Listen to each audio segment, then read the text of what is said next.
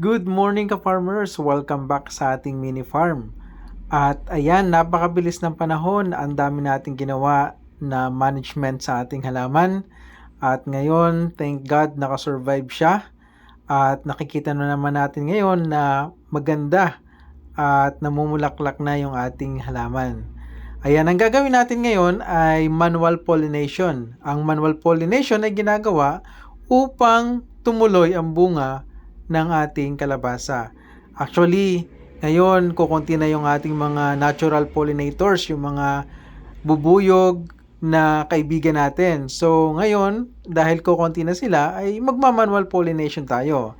Madali lang naman itong gawin. Ang gagawin lang natin ay kukuha tayo nung lalaking bulaklak at isasaklob natin doon sa babaeng bulaklak. Ang sabi ng mga eksperto, mas magandang gawin sa umaga ang manual pollination. Paano ba natin malalaman kung lalaki o babae ang bulaklak?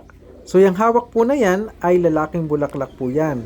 Tatanggalan po natin ang balat at ng bulaklak at yan po ang ating isasaklob sa babaeng bulaklak. Ayan ka-farmers, medyo marami-rami na rin tayong na manual pollinate sa ating mga kalabasa. At sana ay tuloy-tuloy yung kanilang pagbubulaklak at matuloy din yung kanilang mga bunga. Mas marami, mas masaya. Ayan, bukas ng umaga, ganito ulit ang ating gagawin. Magma-manual pollinate tayo at syempre, i-check natin kung may mga kaibigan tayong mga bubuyog na gumagala.